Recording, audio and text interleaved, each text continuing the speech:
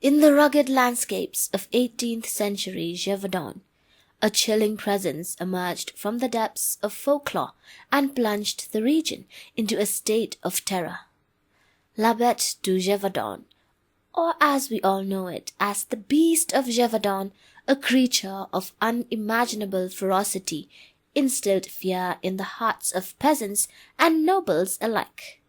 Its reign of bloodshed and brutality would come to define an era and ignite a feverish manhunt that gripped the nation. So let us step back in time and venture into the enigmatic realm of the Beast of Gevaudan, where reality and legend intertwine in a tale of horror, courage, and unsolved mysteries. As the sun dipped below the horizon, casting eerie shadows across the idyllic countryside, a wave of unease began to ripple through the rural communities of Gevaudan. The Beast of Gevaudan is a notorious creature that gained infamy in the mid-18th century in the historic region of Gevaudan, located in present-day southern France. The series of attacks attributed to this creature sparked widespread fear and hysteria, resulting in one of the most extensive manhunts in French history. The identity and nature of the beast have been the subject of much speculation and debate over the years.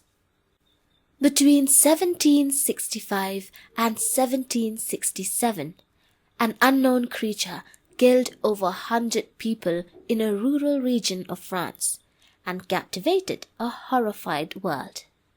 The year was 1764, when the first recorded attack by the creature occurred, leaving a young woman, Jeanne Boulet, gruesomely mutilated and the villagers bewildered. This would mark the dawn of an era plagued by a relentless adversary, a creature shrouded in darkness and driven by an insatiable thirst for blood. Boulet was not the creature's first victim. As historian J. M. Smith writes in Monsters of the Gévaudan, about 2 months prior, a young woman tending cattle was attacked by a creature like a wolf, yet not like a wolf, but escaped because the herd defended her. Reports of the beast's atrocities spread like wildfire, fueling a potent cocktail of fear and fascination. Eyewitnesses' accounts depicted a beast of formidable proportions, described as a monstrous hybrid bearing traits of wolves, dogs, and even mythical creatures, while others claimed it resembled a hyena or a monstrous hybrid with features of different animals. Its size, agility, and cunning surpassed any known predator, confounding the populace and baffling the most seasoned hunters. Other witnesses claimed the beast had supernatural abilities. They said that it could walk on its hind feet, and its hide could repel bullets, and it had fire in its eyes, and it came back from the dead more than once and had amazingly leaping ability. The countryside was a canvas splattered with tales of horror torn asunder, throats ripped apart, and families shattered by unimaginable grief. As the body count continued to rise, panic gripped the hearts of the people. Villagers locked their doors, clung to their loved ones, and lived in perpetual fear. The attacks spared no one. Men, women, and children were torn from their lives in the blink of an eye. Its victims often suffered from gruesome injuries, with their throats torn out or their bodies severely mutilated. The legend of the beast grew, casting a long, ominous shadow over the region. On October 8, 1764, hours after a mauling, the beast was seen at Chateau de la Baume, stalking a herdsman. Hunters followed the animal into the estate's woods and flushed the animal into the open. The hunters shot a volley of musket fire into the creature, but after a fall, the beast rose and ran off. As the head count rose in 1764, local officials and aristocrats took action. Etienne Lafont, a regional government delegate, and Captain Jean-Baptiste Duhamel, a leader of the local infantry, organized the first concerted attack. At one point, the number of volunteers rose to 30,000 men. Duhamel organized the men along military models, left poisoned bait, and even had some soldiers dressed as peasant women in hopes of attracting the beast. Even children were celebrated for taking on the beast. On January 12, 1765, the beast attacked 10-year-old Jacques Portefeuille and a group of 7 friends ranging from ages 8 to 12. However, Portefeuille led a counter-attack with sticks driving off the creature. The children were rewarded by Louis XV, and Portefeuille was given an education paid by the crown. Desperate to restore order and protect their subjects, authorities launched a massive manhunt. Skilled hunters, soldiers, and even members of the nobility joined forces in a quest to capture or kill the beast. Yet, despite their efforts, the creature seemed to possess an uncanny ability to evade capture, slipping away into the forests and mountains like a phantom of the night. Among the most notable tales of bravery was when 19 or 20-year-old Marie-Jeanne Vallée was attacked by the beast on August 11, 1765, while crossing the river Desgais with her sister, armed with a bayonet affixed to a pole. Vallée impaled the beast's chest.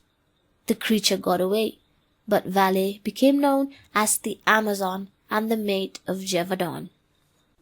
King Louis XV, alerted to the horrors unfolding in Gevaudan, took a personal interest in the matter. The king sent his own gun-bearer and bodyguard, Francois Antoine. Along with his son and a detachment of men, Antoine traipsed around the forested countryside in search of the beast. At last, in September 1760, he shot and killed a large wolf. He had the body sent to the court of Versailles, received an award from Louis XV, and accepted the villagers' gratitude. 2 brief months later, the attacks recommenced. For another 18 months, something continued to stalk the villagers of Gevaudan, with a reported 30 to 35 fatalities in that period. The king, believing the beast had already been slain, offered little aid. Then in 1767, hope emerged from the darkness. Jean Chastel, a local hunter, claimed to have vanquished the beast with a single silver bullet. The creature he killed was a large wolf-like animal that exhibited aggressive behavior, and it was believed to be the infamous Beast of Gevaudan. The reign of terror had seemingly come to an end. Chastel was hailed as a hero, and the grateful king rewarded him for his bravery. But the tale did not end there. Many theories have been put forth to explain the nature of the Beast of Gevaudan. Some hypothesize that it was a lone wolf or a pack of wolves that developed abnormal behavior due to a range of factors, including disease, hunger, or even deliberate human interference. Others suggest that it may have been a hybrid animal, escaped exotic pet, or a legendary creature from the local folklore. To this day, the identity of the Beast of Gevaudan remains a puzzle that defies definitive explanation. Some others even proposed a deranged serial killer masquerading as a beast, but skeptics question the accuracy of the historical accounts, pointing to the climate of superstition and sensationalism that colored the events.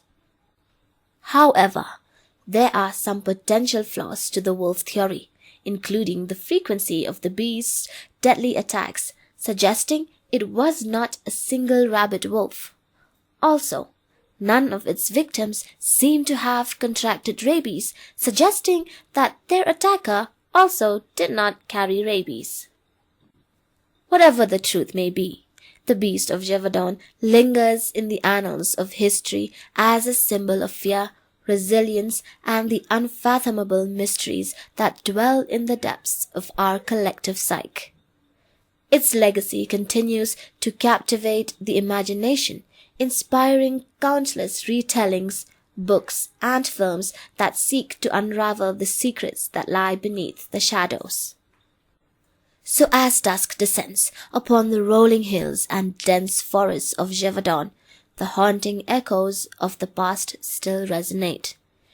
The enigma of the Beast of Gevaudan refuses to be fully tamed or relegated to the years of forgotten history. It stands as a chilling testament to the fears that dwell within us all, the primal dread of the unknown and the fragility of our existence. While the exact nature of the creature may never be definitely known, its story serves as a reminder of the deep-rooted human fascination with monsters, the primal fear and the collective efforts undertaken to confront them. Its legacy endures as a cautionary tale, reminding us of the delicate balance between the tranquility of life and the ever-present spectre of darkness. In the face of unimaginable horror, the people of Gevaudan showcased their resilience, their unwavering spirit, and their determination to confront the unknown. So as the winds whisper through the ancient forests and the tales of old are whispered from one generation to the next, the mystery of the Beast of Gevaudan lives on, a chilling reminder that sometimes, even in the light of day, shadow still lurks, and the boundaries between reality and the realm of monsters blur. What made the attacks of Gevaudan memorable even to today were their violence and higher than average fatalities, as well as the press's ability to turn them into a riveting national story. And with that, we bid you farewell. Thanks for staying with us to the end, friends. Please continue to support us by liking our videos and subscribing to the channel. Until next time.